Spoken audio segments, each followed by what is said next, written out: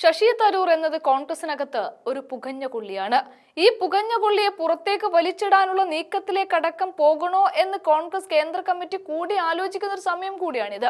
കാരണം നിലമ്പൂർ തെരഞ്ഞെടുപ്പും പഹൽഗാം ഭീകരാക്രമണവും അടക്കം കോൺഗ്രസ് എന്ത് നിലപാടെടുക്കുന്നുവോ അതിനൊക്കെ നേരെ ഘടകവിരുദ്ധമായ നിലപാടെടുക്കുക മാത്രമല്ല, അത് പൊതുജന മധ്യത്തിൽ അറിയിക്കുക കൂടി ചെയ്തുകൊണ്ടാണ് തരൂർ കോൺഗ്രസിനുള്ളിൽ നിൽക്കുന്നത്.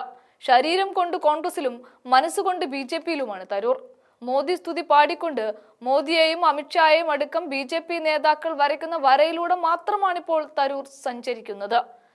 ഒരു വശത്ത് രാഹുൽ ഗാന്ധി പ്രൈം മിനിസ്റ്റർ ചോർഹെ എന്ന മുദ്രാവാക്യം ഉയർത്തുമ്പോഴാണ് മോദി രാജ്യത്തിന്റെ അസറ്റാണ് എന്ന് കോൺഗ്രസ് വർക്കിംഗ് പ്രസിഡന്റ് കസേരയിൽ ഇരുന്നു കൊണ്ട് ശശി തരൂർ പറയുന്നത്.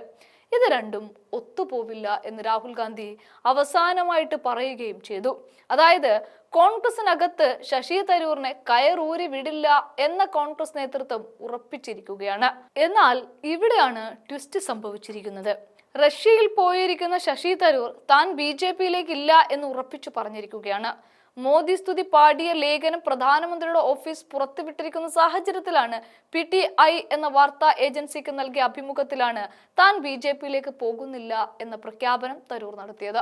വമ്പൻ ഓഫറുകളും പദവികളും നൽകിക്കൊണ്ട് തരൂരിന് കേരളത്തിൽ നടക്കുന്ന തെരഞ്ഞെടുപ്പിന് മുൻപേ BJPയിലേക്ക് ചാടിക്കുക എന്നതായിരുന്നു ഉദ്ദേശമെങ്കിൽ അവസാന നിമിഷങ്ങളിലേക്ക് അടുക്കുമ്പോൾ കാര്യങ്ങൾ വിചാരിച്ചതുപോലെ നടക്കുന്നില്ല BJPക്ക്. അമിത്ഷാ കൂട്ടിയ എല്ലാ കണക്കുകളും ഇവിടെ തെറ്റിപ്പോവുകയാണ്.